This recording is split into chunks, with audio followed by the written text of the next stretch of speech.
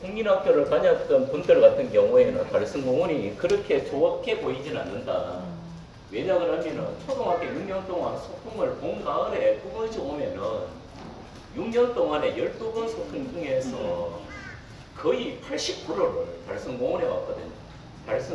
제가 이제 달성 초등학교를 나왔기 때문에 예, 학교가 달성 초등학교니까 여기서 완전 거의 살았습니다. 그래서 그렇게 살았던 지냈지만은 사실은 이제 달성이 그냥 공원이고 동물원이라는 것밖에 우리가 모르고 지냈다가 이제 우리가 이제 역사를 하면서 이제 달성이 갖고 있는 공간, 그리고 이 공간이 담고 있는 우리 지역의 사람들과 역사가 어떤 것인가를 이제 우리가 조금씩 알게 되면서 의미가 강해지고 있는데요. 일단은 이제 이 달성이 이제 지금처럼 조성이 된 거는 사실은 이제 69년도고, 사실은 이것도 전부 다 69년에 이제 됐고, 그리고 이제 70년에 이제 동물원이 개장을 하면서 이제 현재와 같은 모습이 됐습니다. 근데 이제 알다시피 이제 달성은 공원이 아니고 달성이라는 게 원래 이제 낮은 토성이잖아요. 그 실제 이제 경주의 월성처럼 이렇게 낮은 구름을 이용해서 성벽을 쌓은 토성에서 시작을 했는데, 이렇게 이 지역에 이렇게 토성에 쌓았다는, 토성을 쌓고 있었다는 것 자체가 뭐냐 그러면 우리 대구 지역의 어떤 유력한 정치 세력이 청동기 시대 때부터 형성되기 시작했다는 증거가 바로 달성이 모습에서 확인할 수가 있다고 이야기를 합니다. 그래서 이 달성 주변의 내랑동, 비산동 두 군에서 그 일제강점기 때와 60년대 때 고고학 발굴을 해보면 확인된 것만 해도 87기의 고군들이 산재했다는 걸 보면은 이 일대 자체가 굉장히 우리 대구 지역 초창기 집단 세력의 근거지였고, 그 세력의 중심 국가가 달구벌국, 그 달구벌국의 중심이 바로 달성이라고 볼 수가 있겠습니다. 그래서 이 달성 자체가 우리 대구로 보면 우리 대구의 시작이자 우리 대구의 정체성을 상징적으로 알려주는 공간이기 때문에 우리 지역의 정체성을 가장 잘 재변하는 것이다. 거꾸로 말하면은 대구 지역의 정체성을 없애려고 하면 달성부터 훼손을 하면은 지역의 정체성은 사라지게 된다는 것과 맥을 같이 하게 됩니다. 그러면서 이제 달성이 이제 하나의 어떤 우리 지역의 대구 지역의 중심 세력으로 성장하는 과정에서 이제 경주의 이제 사로국의 신라가 발전하는 과정에서 이제 달성을 이제 지배하게 되죠. 그래서 삼국사기 기록상으로는 이제 신라가 나름대로 왕권을 강화했던 이사금 시기였던 첨예 이사금 261년에 이제 남하 벼슬의 특종을 성조로 삼고 달벌성을 쌓았다는 기록이 최초의 기록입니다. 그러면서 이제 달벌 이래서 이제 대구가 이제 달구벌로 시작되는 기원을 잡고 있고요. 아마 그때부터 이제 신라의 영향력 속에서 우리가 이제 대구가 신라의 군사적인 어떤 요충지 하나로 이 달성이 이제 주목이 되고, 그러다가 이제 신문왕 때 결국은 이제 경주에서 대구로 도읍을 옮기려고 했던 시도로까지 연결될 만큼 대구 지역이 좀 대구와 이 달성이 갖고 있는 그 공간적 중요성이 좀 이렇게 부각이 됩니다. 이랬던 달성이 이제 고려 시대에 오면은 이제 여기가 달성 서시, 우리가 잘 알고 있는 구암성원에 봉양되어 있는 이제 서친, 달성 서시의 세거지가 되고, 고려 말에 이제 토성에서 이제 석축을 공양왕이 이제 말기에 2년 동안만 있었기 때문에 공양왕 2년에 이제 공양왕 때에 한 2년 동안 이제 석축을 쌓았다는 기록이 있습니다. 그러면서 이제 고려시대 때부터 이제 조선시대 때까지 이제 관아지 또는 이제 군사 어떤 군창의 역할을 하다가 조선시대 그 사이 아니 근데 이쪽은 밝아지는데 왜 여기 관아지로 국가에서 활용하기 위해서 이제 이 땅을 갖고 있던 혹시 같이 살 사람은 같이 서신중에게 이야기했을 때 그때 이제 서침이 세종의 나라에 이 땅을 우산 하나 빌려가세요. 아니. 우산 두 개 있는 사람. 아니 우산 사오려고요. 요요 혹시 우산 필요하신 분, 한 분, 두 분, 세 분? 세 분이나 있어요? 그거 싸고. 아니 좀 이따가 선생님 같이 가면서 드셔도 돼요. 아니 여기도 돌아야 되니까. 죄송합니다. 예, 강평생 계시기 때문에 말할 게 없어가지고 예, 하여튼간에 주기되는 밥이 제하고 해보겠습니다. 하여튼간에 예, 그래서 그 토성에서 시작되었던 이 달성이 갖고 있는 그 공간적 중요성이 신라 그리고 고려를 거쳐오면서 조선시대 때까지 이어지고 세종 때 이제 대구 지역의 어떤 관아지로 활용하기 위해서 세종이 이제 이 지역을 쓰려고 할 때 이 서치문 중에서 서침이 이제 이 지역을 내놓습니다. 그때 이제 국가에서 이제 뭐 이렇게 대가를 주려고 했을 때 서침이 이제 우리 지역의 황곡을 좀 탕감해 달라. 그래서 이제 그때부터 해서 이 지역의 황곡은 조선 말까지 계속 그 특혜를 받는 걸로 나와 있습니다. 그래서 뭐 대구 사람들이 이제 서침의 그 어떤 그 업적을 기리기 위해서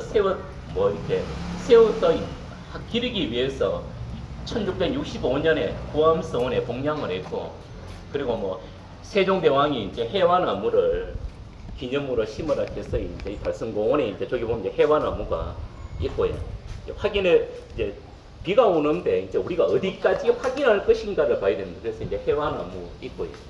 예, 그러면서 이제 관아지로 활용이 되지요. 게다가 이제 임진왜란이 터지면서 이제 대구가 군사적으로 굉장히 이제 중요한 위치성이 부각되면서 이제 상주에 있던 감령이 달성공원으로 옵니다. 그러다가 정유재란 때 97년에 경상감령에 불타고 달성공원에서 경상이 불타고, 그리고 이제 1601년에 지금 현재의 경상감령 공원 자리로 가면서 이제 이 달성은 조선시대 때 이제 군창이나 아니면 이제 훈련장 정도로 되고, 그리고 읍성을 보호하기 위해서 이제 감령을 보호하기 위해서 읍성이 축조되면서 이 달성 자체가 이제 군사적 기능으로서 축소가 됩니다. 이러면서 이제 어떻게 보면 이제 세무시장과 인접한 공간 속에서 우리 지역의 어떤 그 정신적 그리고 어떤 권력의 어떤 중심이라 생각했던 이 달성이 이제 무너지기 시작한 게 이제 일제의 대구 침략에서부터 시작이 됩니다. 그래서 1894년에 이제 동아문 민운동이 일어났을 때 여기에 이제 일본군 헌병대가 북편에 주둔을 합니다. 그리고 1904년 이제 대구역 공사를 하면서 일본인들이 이제 대거 북성로 대구역 부근으로 밀집해 살면서 그들이 일본 거류민단을 조직하면서 이제 세력을 확장하고 이 달성에 이제 자신들의 어떤 근거지를 마련하게 됩니다. 그러면서 이제 달성을 공원으로 만들려고 하고, 그러면서 1906년에 일본 천황에게 절을 지내는 요배전을 건설합니다.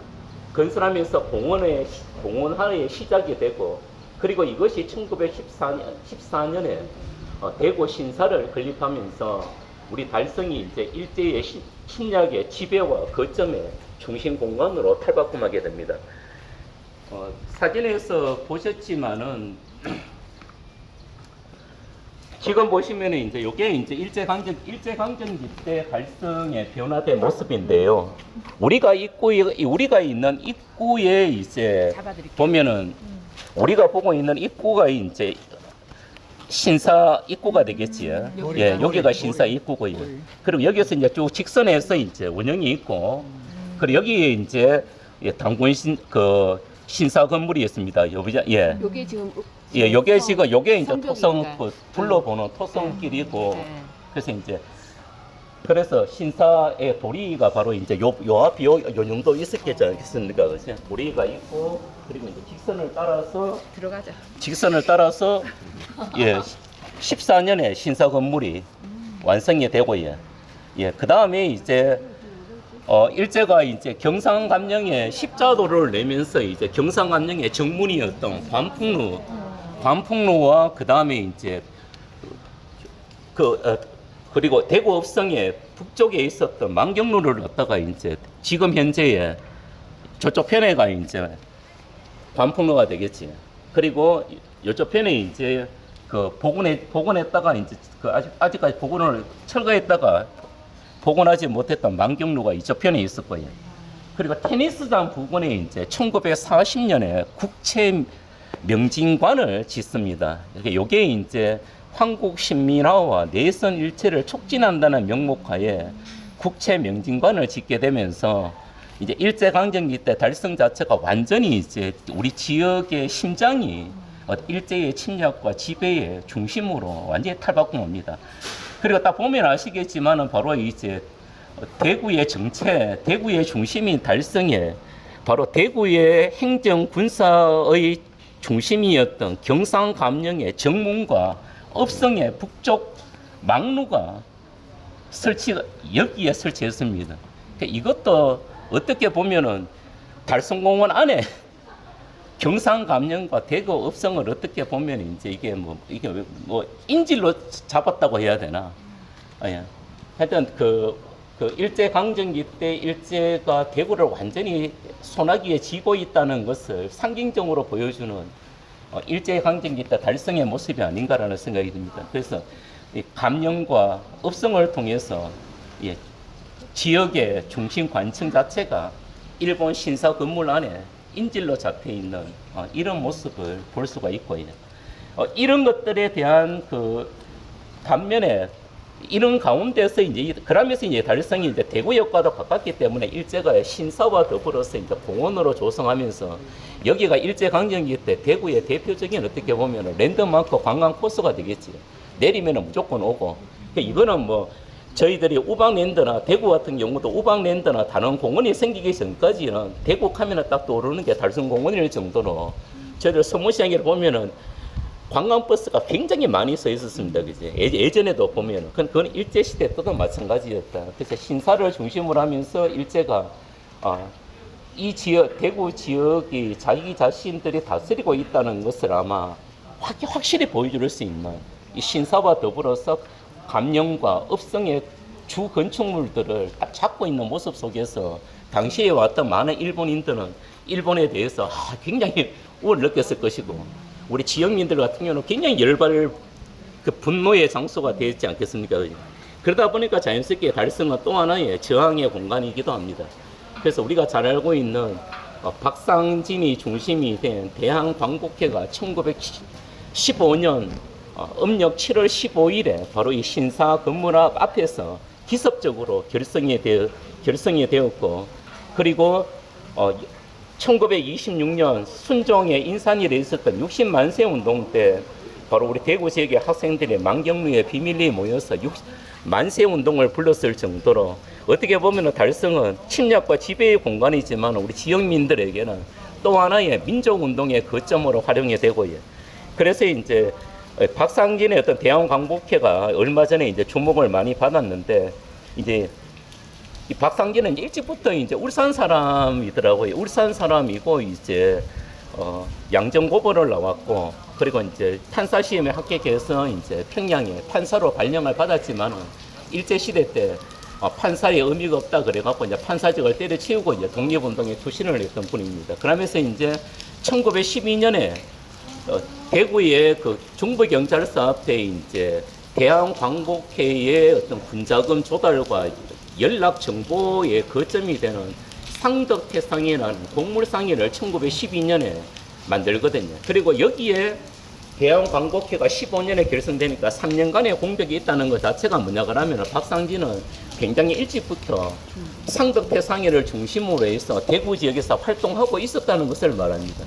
그렇기 때문에 그 대구 지역에 그때 그 나름대로 지역민들 중에서 독립운동가들의 조직이 그때 달성 친목회가 있었거든요.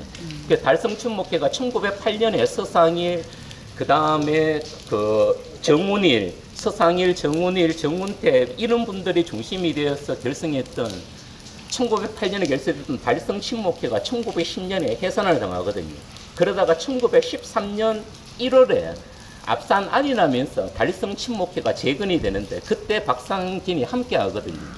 그러면은 이제 12년에 상덕태상회를 건립하면서 나름대로 이제 대구 지역의 인사들과 서상일과 정운일과 같은 대구 지역의 달성 친목회 회원들과 교류를 하면서 이제 나름대로 움직임이 있었고, 그 시작이 1913년 1월에 압산 안이람에 달성 친목회 재건으로 이어지고, 그 달성 친목회가 이제 중심이 되어서 이제 1915년 1월에 압산 안이 나면서 바로 조선 국권 회복단이 결성이 되거든요. 그 1월 달에 결성이 되었던 조선국권회복당과 그리고 풍기에 체계중의 중심이 되었던 대한광복단이 결합해서 만든 조직이 달성공원에서 결합된 대한광복회입니다. 그래서 일제 1910년 문안통치 때 비밀 결사들 중에서 가장 그 무력을 통해 무장투쟁을 통해서 독립을 쟁취하고 그리고 독립 후에는 공화주의 국가를 건설한다는 그 목표를 갖고 활동했던 단체였고요. 그래서 군자금 모금을 위해서 친일파 부를 처단하고 그리고 경주에 일제에 경주에 세금을 실은 우편차 습격 같은 것을 하고 그리고 진골목에 서우순을 비롯한 칠곡의 장성원과 같은 이제 친일 부호들 처단하면서 전국적인 조직망을 갖고 있을 정도로 10년대 대표적인 독립운동을 했던 단체가 대한광복회였습니다. 그리고 그 중심에 박상진이 있지. 그러니까 박상진은 그때 우리가 작사하면서 들었던 에피소드로서는 그런 게 있습니다. 집안이 엄청 박상진의 집안도 대단한 집안이다. 또 울산 지역에서는 박상진의 큰아버지가 과거 대과에 합격을 하셨고 자기 아버지도 대과에 합격을 했던. 그래서 울산 지역에서는 명문가 중에 명문가고 그리고 이제 박상진이 이제 큰아버지의 양자로 들어갔다고 하더라고요. 양자로 들어가고 그리고 이 박상진의 결혼을 이제 경주 최부자치 막내 최준 집안과 결혼을 합니다. 그래서 최준의 그 사촌 누나가 박상진의 부인이 됩니다. 그러면서 이제 경주의 최준이 이제 박상진한테는 사촌 처남이 되지. 그래서 이제 대한광복회 재정부장이 최준이 됩니다. 그래서 이제 이 최준을 중심으로 해서 이제 그 경주에 그 세금을 실었던 우편차 습격 사건도 주도가 되고요. 그렇게 했던 그렇게 해서 활동했던 광복회가 이제 18년에 일제에게 발각이 되어서 200여 명이 체포가 됩니다. 그래서 200여 명이 체포되고 그 일제의 재판을 받고 20명이 사형을 선고받습니다. 그 중에 이제 사형 집행은 6명이 되셨습니다. 그 중에 이제 박상진 총사령관의 사령이 이제 대구 복심법원 2심에서 사형 선고를 받고 대구 형무소에서 21년에 순국을 하셨고 그리고 함께 대한광복회에 있었던 풍기 광복단의 최기중은 서대문 형무소에서 형이 집행이 되어서 서대문 형무소에서 순국을 하셨습니다.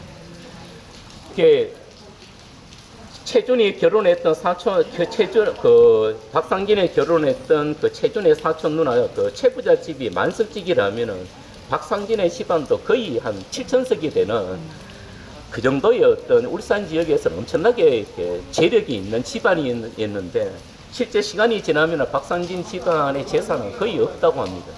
모든 재산을 독립운동에 다 기부를 한 셈이고요. 그리고 나중에 이제 이거는 한번 밝혀봐야 될 이야기인데 그때 이제 답사하셨던 신본부장님은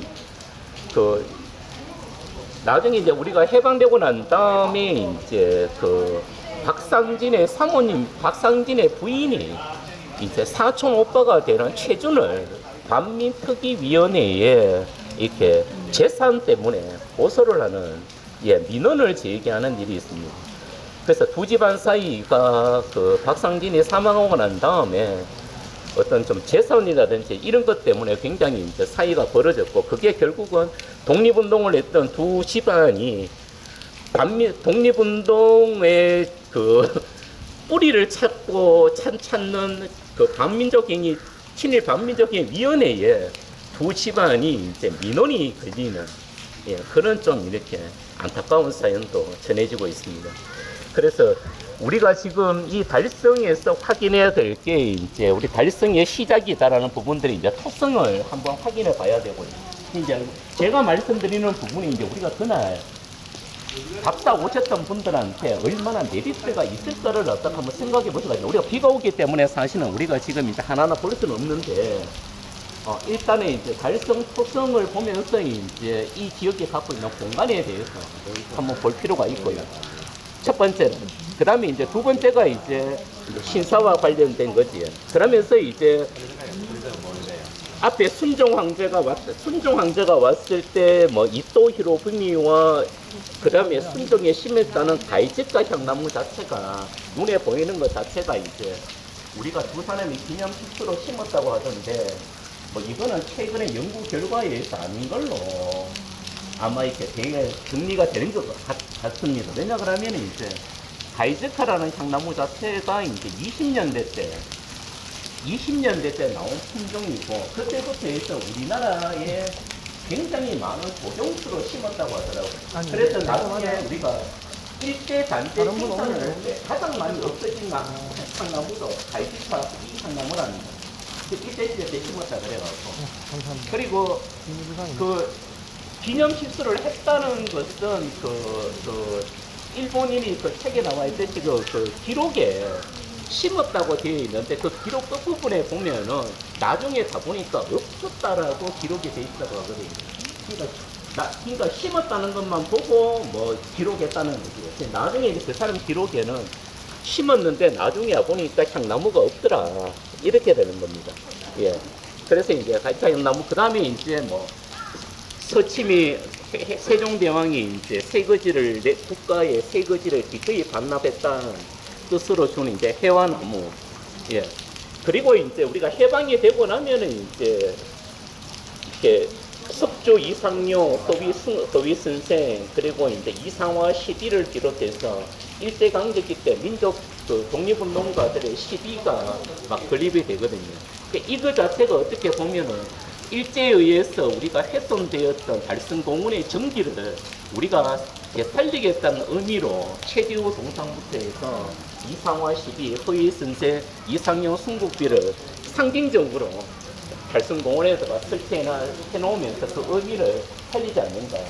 그렇기 때문에 사실은 해방과 동시에 입구에 있던 신사 도리는 철거가 됐지만은 실제 신사 건물은 66년에 철거되는 이유가 그때 바로 신사 건물에 우리 이제 장군을 모시자 이런 운동이 대구뿐만 아니고 전국적으로 다 전개가 됐다는 거 보니까 그래서 이제 이제는 우리가 이제 지배하는 것이다. 뭐 이렇게 나타내기 위해서 이제 그대로 있었다고 하더라고요. 그게 이제 66년에 이제 강제로 철거가 되고 그리고 테니스장에 있었던 이제 국채명진관은 66년 이후에 철거가 됩니다.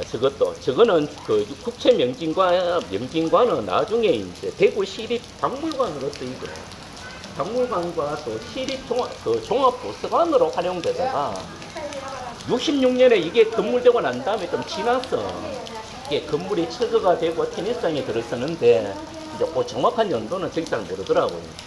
그리고 바로 옆에 있는 이제 그 향토 역사관 건물은 저거는 이제 69년도 이제 박통 그 시기 때 이제 그 박통 시기 때 그 청와대부터 보면은 이제 뻗하고 납니다. 시멘트로 해방고 이제 각 나무는 전형적인 이제 군사 문화의 건축물을 대표하는 건데요. 저게 한 70m짜리가 되고, 예, 저게 이제 처음에 이제 69년에 만들어갖고, 여기 달성공원의 문화관으로 활용하다가 97년도부터 이제 향토 역사관으로 활용이 되었습니다. 그래서 50년 정도가 넘었기 때문에 나름대로 이제 지역에 있어서는 이제 등록문화재로 추진할 때가 되지 않았는가라는 생각을 갖고 있다고 얘기합니다. 그래서 이 달성이 갖고 있는 우리 지역의 정체성이라는 부분들, 그리고 일제의 침략과 지배의 신사가의 신사로 상징되는 침략과 지배의 공간, 그리고 그 이후에 해방 이후에 우리가 달성을 바꾸려는 노력들이 이제 시비라든지 이런 걸 통해서 확인이 되고, 그러나 또 한편에서는 그렇게 동물원이 들어오고 공원화가 되면서 처음에 우리가 생각했었던 달성공원의 모습을 살리자는 것과는 조금은 변질되어 가지 않는다라는 부분은 달성에서 좀 느낄 수 있지 않을까 그런 생각이 듭니다. 예. 끝났어요. 이 건물이 걔랑 같이 그런 걸까요? 아니면